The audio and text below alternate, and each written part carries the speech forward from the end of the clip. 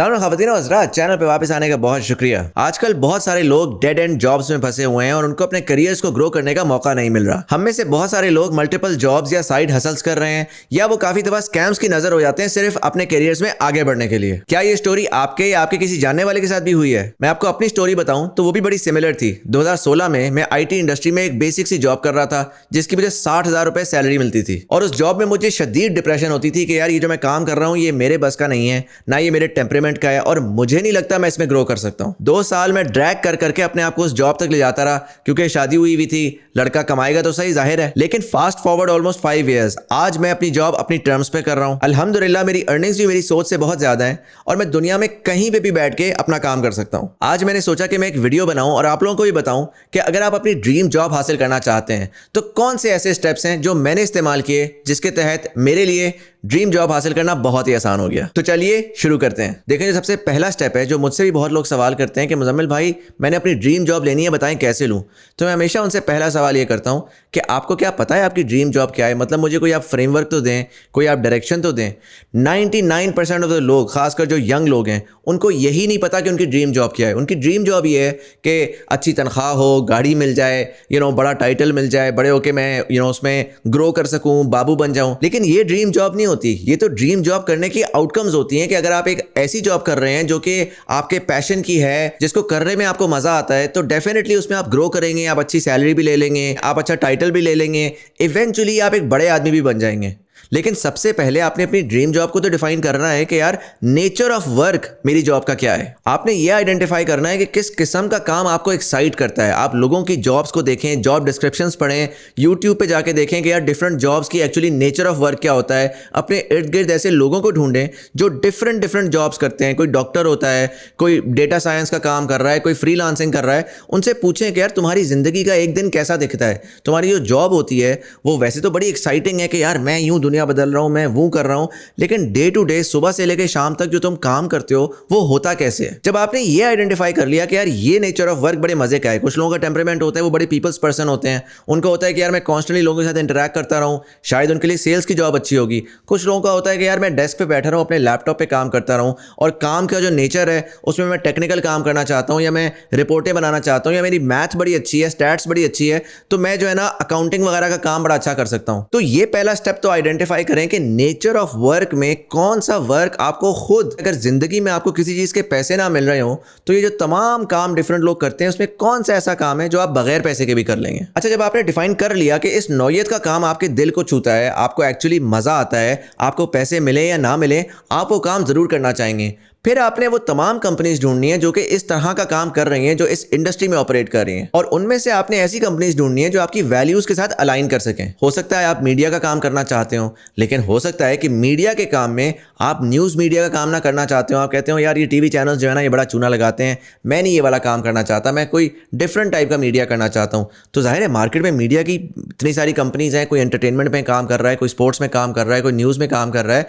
आप उसमें वो वाली कंपनीज ढूंढें जिस नौयत का काम आपको करने का शौक हो। फिर इन कंपनीज में आप डिफरेंट डिफरेंट लोग ढूंढें, लिंक्डइन पे जाएं, देखें उन कंपनीज में कौन कौन लोग एम्प्लॉयड हैं, उनके क्या क्या जॉब टाइटल्स हैं। उन जॉब टाइटल्स को गूगल करके देखें कि इस तरह की कंपनी में इस तरह के जॉब टाइटल में किस किस्म का काम होता है। और फिर जब ये इन्फॉर्मेशन आपको मिल जाए तो फिर आप अपने गोल सेट करना शुरू कर सकते हैं कि यार इस तरह की कंपनी में इस तरह के टाइटल के लिए मैंने अपने आप को रेडी करना है। और फिर आप जब इसकी रिसर्च करेंगे तो आपको एग्जैक्ट पता लग जाएगा कि इस तरह की जॉब के लिए आपको किस किस्म की रिस्पॉन्सिबिलिटीज, किस किस्म की ग्रोथ, किस किस्म की स्किल्स चाहिए कि आप उधर तक पहुंच सकें। अच्छा, अब हम जो स्टेप 2 से स्टेप 9 पे जाएंगे तो आप में से बहुत सारे लोग सिनिकल हो जाएंगे कि मुजम्मिल भैया ऐसे काम शाम नहीं चलता पाकिस्तान में, यहाँ तो सिफारिशों पे काम चलता है, यहाँ तो हर कोई रैंडम बंदा जो है ना वो एक कॉल के ऊपर अपने भांजे भतीजे को काम पे लगा देता है, मुझे थोड़ी ये नौकरी मिलेगी। मेरे भाई, ये गवर्नमेंट नौकरियों में ऐसा ही होता है, इसी वजह से गवर्नमेंट का वो हाल है जो आज आपको नजर आ रहा है। लेकिन प्राइवेट सेक्टर हमेशा एफिशिएंसी ढूंढता है, उसको best man for the job चाहिए क्योंकि उसने लोग हायर करने हैं पैसे कमाने के लिए। वो सिफारशी किसी बच्चे को थोड़ी रखेगा जो उसको पैसे कमा के नहीं दे सकता। तो as long as private industry, जो कि अब गवर्नमेंट से बहुत ज्यादा बड़ी हो चुकी है, और आने वाले वक्त में उसी ने ग्रो करना है, तो उसमें आप जॉब के लिए अप्लाई कर रहे हैं। All you have to do is prove to be the best and I guarantee you will not only get the job, आप उसमें बहुत ठीक ठाक ग्रो भी करेंगे। अब आपको पता लग गया कि आपकी ड्रीम जॉब है क्या। अब आपने उससे बैक ट्रैक करके अपनी स्किल्स के ऊपर काम करना है ताकि आप उस जॉब के लिए रेडी हो सकें। जॉब्स की जब आप डिस्क्रिप्शन पढ़ेंगे ना, तो उसमें आपको सारी लिस्ट ऑफ स्किल्स मिल जाएंगी कि यार इसके लिए मुझे कोई टेक्निकल स्किल्स कौन कौन सी चाहिए, मुझे सॉफ्ट स्किल्स कौन कौन सी चाहिए, मुझे मैनेजमेंट स्किल्स कौन कौन सी चाहिए। आपको एग्जैक्ट आइडिया हो जाएगा कि यार इस किस्म का जो ह्यूमन रिसोर्स मैनेजर है वो जब एक रिसोर्स को ढूंढ रहा होता है तो उसको क्या क्या चीजें चाहिए होती हैं। अब इसमें काफी सारे लोग कह रहे होते हैं कि यार मैं तो एक फ्रेश ग्रेजुएट हूं, वो जो इतनी बड़ी लिस्ट ऑफ स्किल्स उन्होंने बताई हुई है, मेरे पास एक्सपीरियंस कैसे है, मैं जॉब करूंगा तो मुझे एक्सपीरियंस मिलेगा ना। तो मेरे भाई, एक्सपीरियंस से डेफिनेटली आपको ये सारी चीजें मिल जाती हैं, लेकिन जब आपके पास एक्सपीरियंस नहीं भी है, आप जॉबलेस बैठे में, what do you have to lose. आप एक एक स्किल को उठाएं, उसके अराउंड कोई कोर्स कर लें, उसके अराउंड कोई यूट्यूब वीडियो देख लें, उसके अराउंड आप अपना इंटरनली कोई काम शाम कर लें जिसको आप एज अ प्रोजेक्ट बता सकें कि यार ये मैंने प्रोजेक्ट किया है, ताकि मैंने इसमें मैनेजमेंट की है, मैंने 6 लोगों को मैनेज किया है। मतलब आप लिटरली अपने दोस्त की बर्थडे पार्टी भी थ्रो करते हैं ना, उसको एक फॉर्मल तरीके से करें, उसकी अकाउंटिंग करें, पैसे ऐसे मैनेज करें, और फिर उसमें कहें कि यार मैंने जो है ना इवेंट मैनेजमेंट की है और उसके अंदर मैंने एक टीम को मैनेज किया।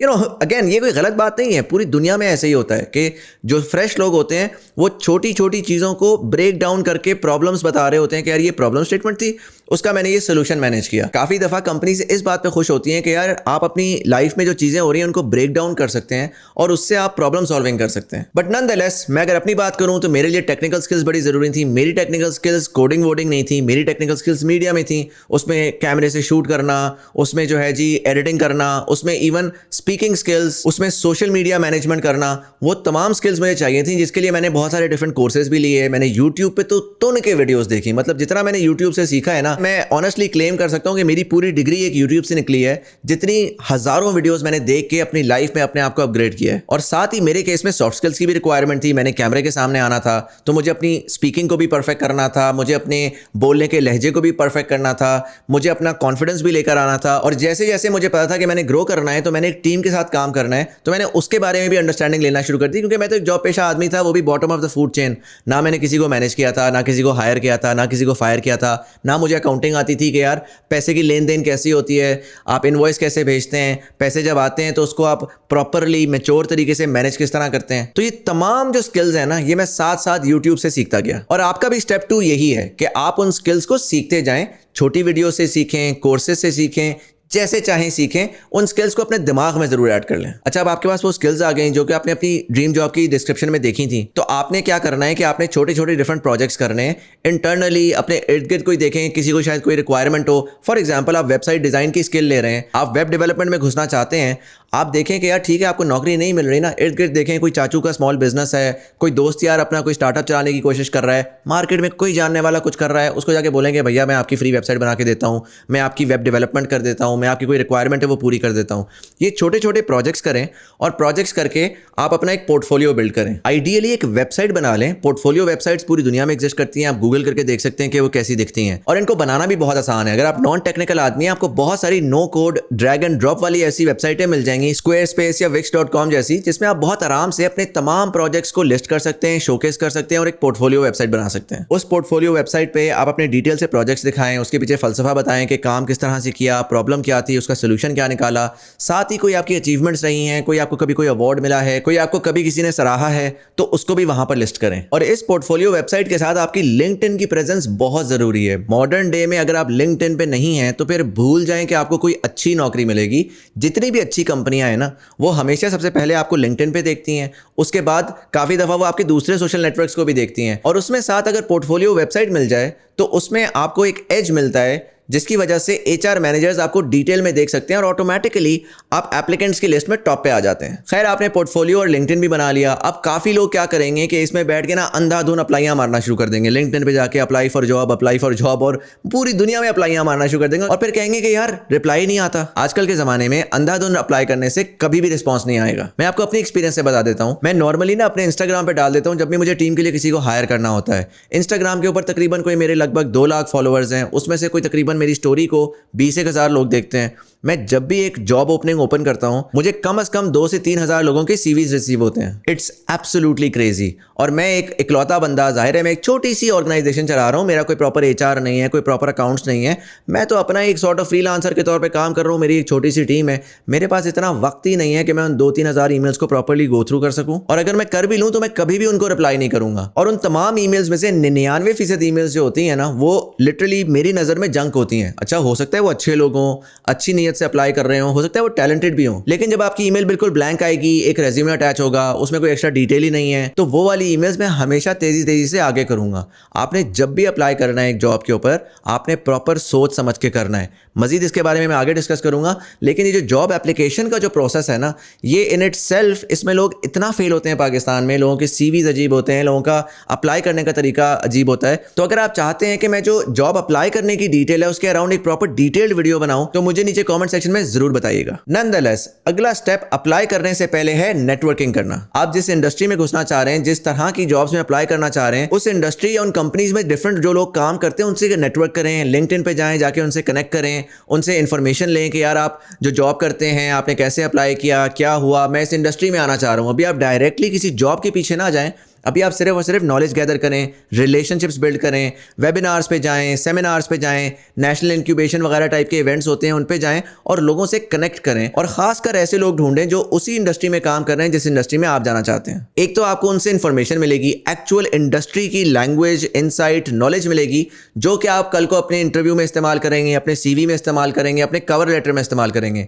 साथ ही जब आप जाके उन लोगों से एक कनेक्शन, एक रिलेशनशिप बिल्ड करेंगे, तो कल को हो सकता है एक जॉब आए जिसमें डायरेक्टली वो आपको रेकमेंड कर दें, क्योंकि जॉब्स हमेशा लिमिटेड होती हैं और एप्लीकेंट्स बहुत सारे होते हैं। तो काफी दफा ये होता है कि जॉब एक्चुअली रेफरल पे लग रही होती हैं। अब रेफरल क्या होता है? रेफरल और सिफारिश में फ़र्क है। रेफरल ये है कि यार मैं ऑलरेडी जानता हूँ एक बंदा अच्छा है, ट्रस्ट वर्दी है, हार्ड वर्किंग है, और एक जॉब ओपनिंग है और मेरा दोस्त जो है वो उसको मैनेज कर रहा है ओपनिंग को, तो वो मुझे कॉल करेगा कि यार कोई ऐसे ऐसे बंदे को जानते हो? मैं कहूँगा यार हाँ 2-3 ऐसे जानने वाले हैं, मैं उनका CV तुम्हें भेज देता हूँ, तुम देख लो, अगर तुम्हें समझ आती है तो तुम उसको बुला लो। अब ओपन मार्केट एप्लीकेशन से पहले वो उन 3 लोगों को बुला के उनका इंटरव्यू करेगा, और अगर उनमें से कोई भी अच्छा निकला तो वो पहले उसको हायर कर लेगा, versus going to completely open market जहां पे आप ट्रस्ट ही नहीं कर सकते कि जिस बंदे ने अप्लाई किया है वो अच्छा है, बुरा है, क्या सिचुएशन है। और इसी वजह से नेटवर्किंग बहुत बहुत ज्यादा जरूरी भी होती है और बहुत एक पावरफुल टूल है to actually get the right job in the right industry that you are passionate about. अच्छा, अब रिलेशनशिप्स भी आपने बना ली, आपको इंडस्ट्री के बारे में अब काफी अच्छी सेंस भी होना शुरू हो गई, आपको समझ आ रही है कि यार इसमें जॉबें किस तरह ली जाती हैं, इसमें काम किस तरह होता है, इसका प्रोसेस क्या है। तो अब आपने काम करना है अपने रेज्यूमे के ऊपर और अपने कवर लेटर के ऊपर। तो जब आप जॉब से अप्लाई करते हैं, एक ही रेज्यूमे और एक ही कवर लेटर को अंधाधुंध ना फेंकना शुरू कर दें, बल्कि हर जॉब को समझें, देखें, उसकी डिस्क्रिप्शन पढ़ें और फिर उसके हिसाब से अपने CV को और अपने कवर लेटर को ऑप्टिमाइज करें। आप ये आइडेंटिफाई करें कि आपकी कौन सी ऐसी अचीवमेंट्स हैं जो कि इस जॉब पे मोस्ट एप्लीकेबल होंगी, और उनको आप हाईलाइट करके ऊपर लेकर आएं। काफी दफा ऐसे होता है कि जो जॉब होती है वो टेक्निकल होती है, आपने अपने CV के ऊपर जो है ऊपर मैनेजमेंट का एक्सपीरियंस लिखा हुआ है, उसके बारे में सारी डिटेल लिखी हुई है, नीचे जाके आपने टेक्निकल इन्फॉर्मेशन बताई हुई है जो कि बहुत रेलेवेंट इन्फॉर्मेशन है, लेकिन वो इतना नीचे है कि बंदा जो है ना, जब वो क्विकली CV से गुजर रहा है तो वो देख रहा है, वो स्टार्ट में पढ़ रहा है, वो कह रहा है तो बंदा ही रेलेवेंट है, साइड पे कर दिया। वेयर एज जो आपकी रेलेवेंस है फॉर द जॉब, वो चीज़ टॉप पे होनी चाहिए ताकि स्टार्ट में वो बंदा देखे और आपको शॉर्टलिस्ट कर ले। साथ ही अपने CV के अंदर आप पॉजिटिव इंपैक्ट और प्रॉब्लम सॉल्विंग को हाईलाइट करें। मसलन अगर आपने अपनी कंपनी के लिए कोई बड़े प्रोजेक्ट्स डिलीवर किए हैं, उनको बताएं, होलिस्टिकली बताएं। काफ़ी दफ़ा लोग टेक्निकल स्किल्स में बैठ जाते हैं कि यार मैंने ये प्रोजेक्ट किया, उसके अंदर ये टेक्निकल स्किल, ये फ्रेमवर्क, इतने साल का एक्सपीरियंस, बट एक्चुअल में आपने ये दिखाना है कि यार कंपनी की ये प्रॉब्लम थी, उसका मैं ये सोल्यूशन लेकर आया हूँ, उसका ये इंपैक्ट रहा है। कोई ऐसे बड़े नंबर्स हैं जो कि आप वहां पर हाईलाइट करके डाल सकते हैं कि यार मैंने डिजिटल मार्केटिंग की तो मैंने $5 लाख का रेवेन्यू मैनेज किया, या मैंने ग्राफिक डिजाइन किया तो मेरे डिजाइन की वजह से इतना ज्यादा इंपैक्ट आया और कंपनी की इस तरह से ग्रोथ हुई, इस तरह से व्यूअरशिप बढ़ी, इस तरह से ऑनलाइन एंगेजमेंट बढ़ी। खैर, CV और रेज्यूमे भी एक बड़ी साइंस है। उसमें पाकिस्तान में मैंने ऐसे ऐसे CVs देखे हैं, लोगों ने अपनी तस्वीरें लगाई हुई हैं, अपना सेक्ट बताया हुआ है कि यार मैं शिया हूं या सुन्नी हूं, पता नहीं कमाल कमाल की चीजें की हुई हैं। तो उसके लिए भी एक डिटेल्ड वीडियो मेरा करने का बहुत मूड है। अगर आप इंटरेस्टेड हैं, नीचे कमेंट सेक्शन में जरूर लिखें। आई विल डेफिनेटली ट्राई कि अगर इनफ लोग बोलेंगे तो उसके ऊपर भी एक डिटेल्ड वीडियो कर लूंगा with input from HR representatives from different companies across Pakistan. अच्छा, अब स्टेप 6 ये है कि जब आपने अप्लाई किया, रेलिवेंट कस्टमाइज करके आपने डिफरेंट जॉब से अप्लाई कर दिया, उसमें से 2-3 जगहों से आपको इंटरव्यू आ गए, तो अब आपने इंटरव्यू के लिए प्रिपेयर करना है। देखिए, अब इंटरव्यू में रैंडमली ना जाएं। बहुत दफा इस तरह होता है कि कैंडिडेट्स अपनी टेक्निकल स्किल्स और अपना जो उन्होंने पढ़ा हुआ है उसको तो वो बड़ा होमवर्क कर लेते हैं, लेकिन उनको कंपनी के बारे में ₹1.5 कुछ पता ही नहीं होता। इंटरव्यू की जब आपको कॉल आ गई है ना, अब आपने उस कंपनी के अंदर बाहर हो जाना है। आपने देखना है कि वो क्या करती है, उनकी वेबसाइट पे जाएं, उनके सोशल्स पे जाएं, दूर तक देखें कि वो काम क्या करते हैं, कहाँ पे उनको मसाइल आते हैं, कहाँ पे वो लीडरशिप रखते हैं, क्या उनका इंपैक्ट है, कौन से डिफरेंट लोगों के साथ काम करते हैं, कितना बड़ा उनका स्केल है, ताकि जब आप इंटरव्यू में बैठे हो तो अगले को पता हो कि यार आप ऑलरेडी कंपनी को बड़ा अच्छा सा समझते हैं, आप तो बड़ा नेचुरली फिट इन हो जाएंगे। इंटरव्यू के टेक्निकल क्वेश्चंस वगैरह वगैरह तो एक साइड के ऊपर, अगर आप सिर्फ और सिर्फ उनको ये भी दिखा देना कि यार आप ऐसे एक इंसान हैं जो कि बड़े नेचुरली कंपनी में फिट हो जाएगा, तो काफी दफा आपको इसी पे हायरिंग हो जाती है। और इसके ऊपर अगर मैं आपको अपनी कहानी सुनाऊं, मैंने जिंदगी में एक जगह पे अप्लाई किया, उसी एक जगह पे मेरा इंटरव्यू हुआ। उस जगह पे जहाँ पे मेरा इंटरव्यू हुआ वो एक बहुत बड़ी मल्टीनेशनल कॉर्पोरेशन थी, और जो जॉब थी वो 2 से 5 साल के एक्सपीरियंस के बंदे की जॉब थी। इससे पहले मेरा ₹1 कोई एक्सपीरियंस नहीं था। मैं वहाँ पर गया, मैंने जाके टेक्निकल जिस हद तक मैं खेल सकता था मैंने खेल लिया, लेकिन मुझे उस कंपनी का इतना ज़्यादा पता था और जो वो प्रॉब्लम सॉल्व करते थे उसका इतना अच्छा पता था, तो मैंने पहले उनको वो सारा कुछ तो अच्छा सा बता दिया कि भैया आप ये जो करना चाहते हैं मैं भी इसके बारे में पैशनेट हूँ और मैं चाहता हूँ कि मैं इसको आगे सॉल्व करूँ। और साथ ही मिड वे जब मुझे नज़र आ गया कि यार यहाँ तक तो मैंने टेक्निकली समझा दिया इनको, लेकिन इससे आगे मैं फंस जाऊँगा, तो मैंने उनको ऑनेस्टली बोला, मैंने कहा देखें जी, मैं फ्रेश ग्रेजुएट हूँ, यहाँ तक तो मैं खुद से पहुँच गया, इससे आगे आप मुझे पहुँचा दें, मैं पहुँचने के लिए रेडी हूँ। मैं आपके सामने झूठ नहीं बोलूँगा कि मेरे पास कोई बहुत ही कमाल की टेक्निकल स्किल्स हैं, अलबत्ता ये मैं आपको गारंटी करूँगा कि इस जॉब के बारे में मैं इंतहा ज़्यादा पैशनेट हूँ, और जिस दिन आप मुझे ये जॉब देंगे मैं आपको 2 से 3 दिन के अंदर ये तमाम गैप फिल करके बहुत आसानी से आपको दिखा दूंगा कि जी आपने बेहतरीन चॉइस की है मुझे हायर करके। अब जाहिर है थोड़ा सा ये कॉन्फिडेंस का कमाल था, लेकिन थोड़ा सा ये इस चीज़ का कमाल था कि मेरी सॉफ्ट स्किल्स बड़ी अच्छी थी। मैं जेन्युइनली उस कंपनी को समझता था, उस कंपनी के बिजनेस को समझता था। मेजॉरिटी जो फ्रेश ग्रेजुएट्स कंपनीज के पास आते हैं उनको पता ही नहीं होता। वो आते हैं कहते हैं अच्छा ठीक है टेक्निकल स्किल्स तो हो गई, अगर वो पूछे ना कि आपको पता है कंपनी करती क्या है, तो वो कहते हैं पता नहीं सर, आप कोई मीडिया में काम करते हैं, आप कोई टेक्निकल काम करते हैं, आप कोई सॉफ्टवेयर बेचते हैं। सबसे बड़ा पुट ऑफ ये होता है कि एक्चुअली इंटरव्यूअर को बताना पड़ेगा कि जी हम ये कंपनी है, हमारा ये काम धंधा है, हमारा ये रोल है, हम उसके लिए हायर कर रहे हैं। अगर आपको ये तमाम चीज़ें पहले से पता हो, जो कि इतना मुश्किल नहीं है, सारा कुछ ऑनलाइन अवेलेबल है, तो ऑटोमेटिकली आपके chances of success literally sky high हो जाते हैं। खैर, कंपनी रिसर्च के साथ साथ कॉमन क्वेश्चंस के ऊपर भी रिसर्च करें और इंटरव्यू में अपनी problem solving skills star method के थ्रू दिखाएं। अगर आपको स्टार मेथड के बारे में नहीं पता तो यूट्यूब पे स्टार मेथड इंटरव्यूज लिखें, आपको काफी सारी वीडियोस मिल जाएंगी। अच्छा, जब इंटरव्यू क्वेश्चंस खत्म हो जाएं तो वहां पर आपने अपना एंथुसियाज्म शो करना है। एंथुसियाज्म जेन्युइनली मैटर करता है। एम्प्लॉयर्स उन कैंडिडेट्स को सीरियसली लेते हैं जो कि जेन्युइनली जॉब के बारे में एक्साइटेड हो। तो इंटरव्यू क्वेश्चंस के बाद काफी दफा वो आपसे पूछते हैं कि यार do you have any questions, तो लोग कहते हैं सर बता दें सैलरी कितनी है, सर आप बता दें कि अच्छा काम कब से शुरू होगा, क्या होगा। ये सवाल आप पूछना चाहते हैं पूछें, कोई प्रॉब्लम नहीं है, बट इसी के साथ आप कंपनी के बारे में पूछें, एंथुसियाज्म शो करें कि अच्छा कंपनी कैसी है, डे टू डे वर्क कैसा होता है, अच्छा आप लोग किस तरह की कंपनी के साथ आजकल काम कर रहे हैं। कोई ऐसे सवालात पूछें जिससे उनको आइडिया हो कि यार आप कंपनी के कल्चर में इंटरेस्टेड हैं, आप एक्चुअली घुलना मिलना चाहते हैं, आप वहाँ पर एक अच्छा फिट होंगे, आप जेन्युइनली इंटरेस्टेड हैं कि यार वो लोग जिस बिजनेस में हैं, जो प्रॉब्लम सॉल्व कर रहे हैं, उसके बारे में आप एक्साइटेड हैं, पैशनेट हैं। अब इस पर बड़े सारे लोग कहेंगे कि भैया कौन सा पैशन, कौन सा एंथुसियाज्म, मुझे इससे ₹1.5 का फर्क नहीं पड़ता, मुझे तो नौकरी चाहिए। तो भाईजान यही तो मसला है। अगर आप 40,000 रुपए की नौकरी पे ही बैठे हुए हैं ना, तो कल को आप 80, 90, 1 लाख पे ही जाएंगे। अगर आपको 5 लाख वाली दौड़ में घुसना है तो आपको पैसे को 2 मिनट के लिए साइड पे रखना पड़ेगा। मैं नहीं कह रहा पैसा बुरी चीज़ होती है, लेकिन आपने प्रॉब्लम सॉल्विंग के ऊपर, वैल्यू के ऊपर, एक्चुअली जो नेचर ऑफ द जॉब है उसके बारे में आपने पैशनेट भी होना है और आपने कंपनी को भी दिखाना है कि आप उसमें इंटरेस्टेड हैं। क्योंकि अगर आप वो चीज़ सही तरीके से करेंगे, अगर आप जाएंगे अपनी जॉब के ऊपर और आप खुशी से जाएंगे, आप जेन्युइनली दिल लगा के उसके ऊपर काम करेंगे, तो आप ऑटोमेटिकली ग्रो भी कर सकते हैं। अगर आप प्योरली इस पूरी चीज़ को एक ट्रांजैक्शनल चीज़ रखेंगे, एक ऐसी जगह जहां पर आप अपनी ज़िंदगी का 1/3 हिस्सा लगाते हैं, वहां पर अगर आप इंटरेस्टेड ही ना हो तो फिर कैसे आप किसी चीज़ में ग्रो करेंगे। और एम्प्लॉयर्स को भी ये बात अच्छे से पता है, इसी वजह से वो देखते हैं कि यार क्या ये बंदा सिर्फ पैसों में इंटरेस्टेड है, या पैसों में तो चलो ये इंटरेस्टेड है, इसमें कोई कबात की बात नहीं है, लेकिन ये जेन्युइनली इस काम करने में भी इंटरेस्टेड है। खैर, एक बार जब आपका इंटरव्यू खत्म हो जाए तो आपको जिस कंपनी से ईमेल आई होगी इंटरव्यू के लिए, उनको आप एक फॉलोअप मैसेज भेजें, थैंक यू करें, और अगर आपकी नौकरी नहीं भी होती तो उनको कहें कोई मसला नहीं है, I had a very good time with you guys, और अगर कोई फीडबैक है आपका मेरे लिए तो मुझे बराए करम जरूर दे दीजिएगा। एम्प्लॉयर्स इंटरव्यूज के फौरन बाद डिसीजंस ले रहे होते हैं। हैं। अगर आप फिनिश लाइन के बिल्कुल करीब पहुंच गए हैं और 3-4 लोगों में से डिसीजन उन्होंने लेना है, तो जिस बंदे ने सबसे पहले फॉलोअप की ईमेल की होगी ना, उसके चांसेस बहुत ज़्यादा बढ़ जाते हैं, क्योंकि वो देखते हैं कि यार ये वाला बंदा तो इतना ज़्यादा इंटरेस्टेड है, इतनी अच्छी सी उसने पोलाइट सी और एक बड़ी वेलकमिंग सी वार्म सी ईमेल लिखी है, दूसरे बंदे ने तो रिप्लाई नहीं किया, चलो इसी को बुला लेते हैं। और साथ ही हो सकता है वो आपको नहीं हायर करें और शायद आपको कुछ फीडबैक दे दें। तो ये फीडबैक बड़ा ज़रूरी है, क्योंकि इससे आपको पता लगेगा कि किस वजह से उन लोगों ने आपको हायर नहीं किया, ताकि आप उसके ऊपर फोकस करके नेक्स्ट टाइम अगली कंपनी में या इसी कंपनी में किसी डिफरेंट रोल के ऊपर अपने आप को इंप्रूव करके उसके लिए जा सकते हैं। देखिए, आपने इस पूरे प्रोसेस के अंदर ना दिल नहीं लगाना, आपने अपनी सेल्फ स्टीम को हर्ट नहीं करना, आपने कॉन्फिडेंस को नीचे नहीं करना। आपके अंदर अगर कोई चीज़ मिसिंग है, उसमें कोई मसला ही नहीं है। आप जाएं और जाके उससे पूछें कि सर कोई चीज़ मिसिंग ही है ना, मुझे बता दें क्या मिसिंग है, मैं उसको सेट करता हूं, मैं अगली बार फिर आऊँगा, मैं उसको बेहतर कर लूँगा।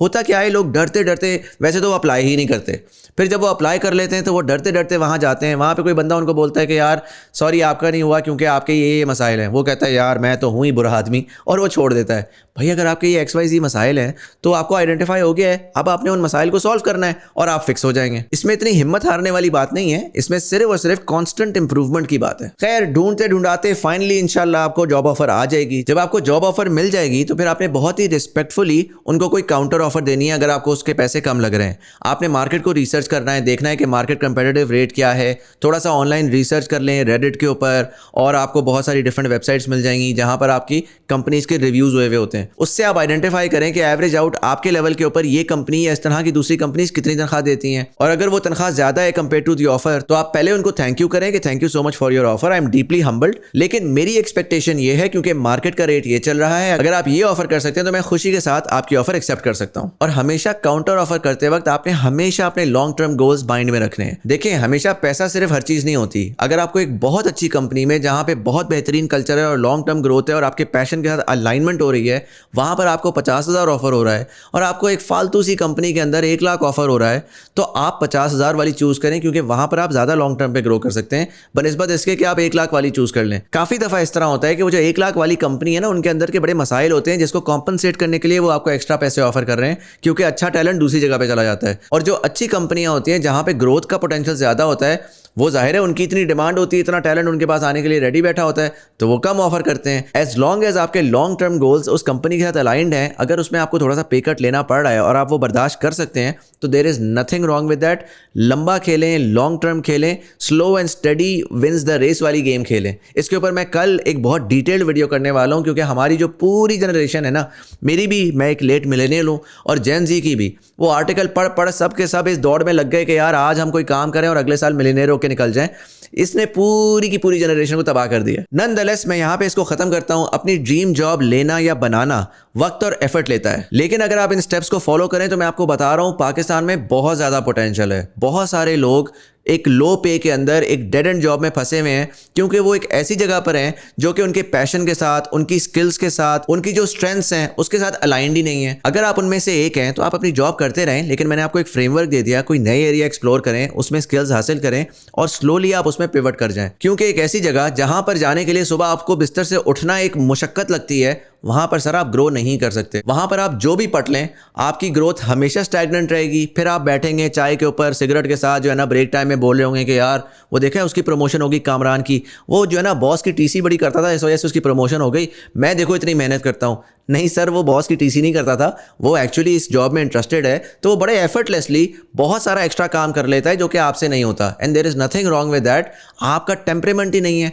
आप ऐसी इंडस्ट्री ढूंढें जहां पर आप शायद आधे घंटे में वो प्रोडक्टिविटी क्रिएट कर सकते हैं जो आप यहां पर 8 घंटे में नहीं कर सकेंगे, और उसी प्रोडक्टिविटी की बिना पर आपकी ग्रोथ मुमकिन होगी। नॉनदलेस यहां पर मैं इस वीडियो को खत्म करता हूं। अगर आप भी इस मसले में फंसे हुए हैं और आपने इस वीडियो से कुछ सीखा है तो बराए करम हमें लाइक जरूर कर दीजिएगा। और अगर आपको लगता है कि आपका कोई दोस्त यार है जो कि शायद एक डेड एंड करियर में फंसा हुआ है, या वो अप्लाई करना चाह रहा है, उसको समझ नहीं आ रही क्या किया जाए, तो उसको वीडियो जरूर शेयर करिएगा और कमेंट करके मुझे जरूर बताएं कि आने वाले दिनों में करियर रिलेटेड, जॉब रिलेटेड आपके क्या मसाइल हैं, आप किधर फंस रहे हैं, किस चीज़ में आपको हेल्प चाहिए या गाइडेंस चाहिए।